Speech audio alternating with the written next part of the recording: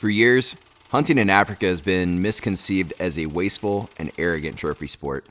But today, hunters are part of the lifeblood of conservation and community in a place that is desperate to protect its ever-shrinking habitats. There is a new way of hunting in Africa that gets buried beneath the misconception. This is the Africa we need to see.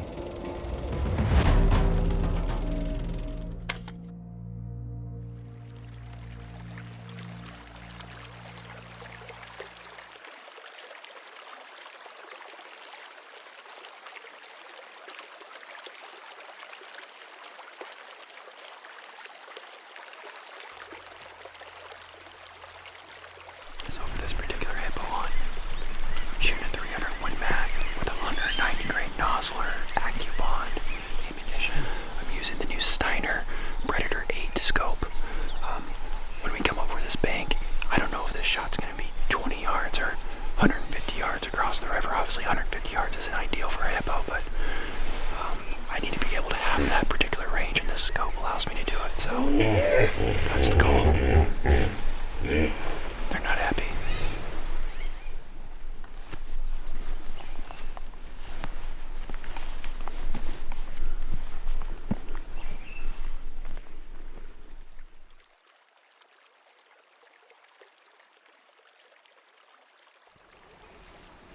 Do you see him?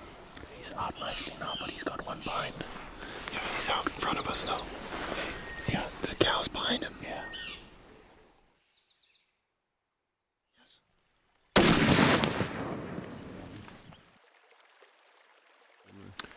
Were you able to stay steady and see a shot? Yeah. Look good? Oh, no, you can hear it straight away. Yeah, it sounded good. I just... and you did that just like that. Yeah. Like nose dive. Yeah. Normally, if you see them go underwater, like if you see them do it properly, then they are alive. They're done. Yeah, but he did like a Like nose they dive, just yeah. stop and sink in, you know. We just popped a hippo, and that was pretty darn cool. So it's, I don't even know what time it is. What time It is is 6:58. 6:58, and we've been watching this pod of hippos here for the last 2 or 3 days or so, and found what we hope is a good bull, and made about a 90-yard shot or so, and it looks like he's on the money. So what's going to happen now is we're going to wait for him to, when you shoot him, they sink to under the bottom, and then they'll fill up with gases and pop up. And once they do that, they've got a couple different recovery methods they utilize, and essentially they'll tie off a rope with a huge 55-gallon drum on it in case he floats downriver. That way we can stay on him. And then we've got a guy coming down a canoe, and he'll start the recovery process, get that rope tied to him, try and pull him out of here. The trick is not to get killed by a hippo or a croc that's in this river. So we'll see how they fare. We're spectators at this point. Yeah, who drew the short straw this morning?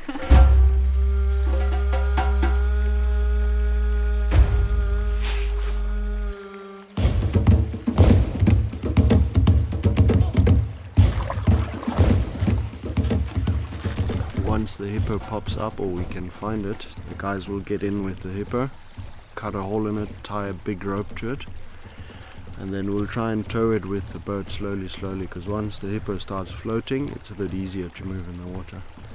So we will pull it in, and once we've done all the trophy shots, then we will cut it up and load the whole thing, take it back home to camp.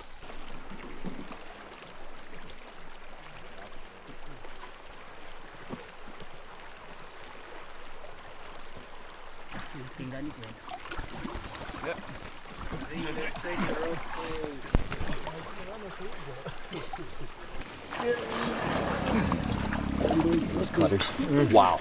So you see here, that one grinds against this one, and that's what keeps it sharp.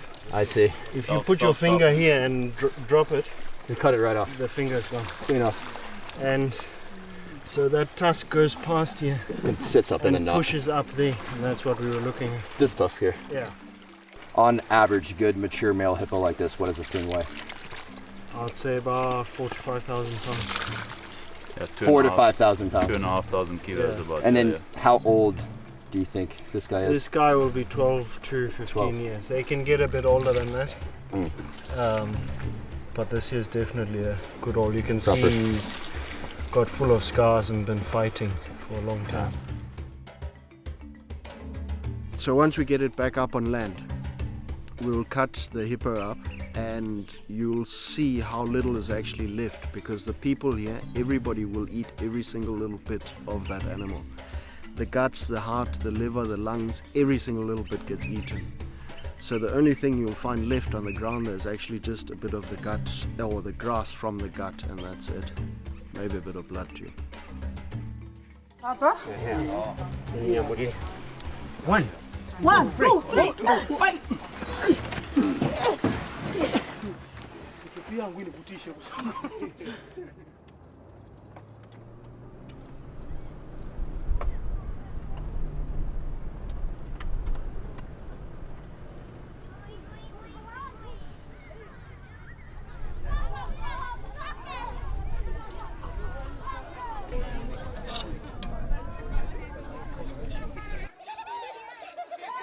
Whenever we have excess meat, which we have to have quite a bit of, we take it to the different villages, and the best way to share it out is by bringing it to the schools, and then there it gets cut up, as you will see the beginning of just now.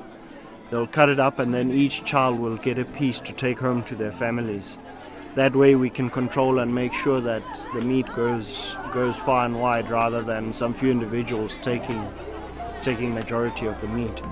An important bit in conservation is to ensure that the people that live around these animals that we hunt and want to protect, is that we give them a good reason to not go and kill these animals and eat all of them. So by bringing in all of the meat, or as much as possible of the meat, and giving them some funding to build schools like this and clinics and whatever else we do, we give them a reason not to poach these animals. And it really is one of the most basal parts in conservation, is that you give back to the people and the people see a benefit from these animals. So yeah, this is extremely important for the conservation of the wildlife and the habitat that we're trying to do. Please ask the children if they like to eat hippo. Pode uma, uma de hippo. Yes!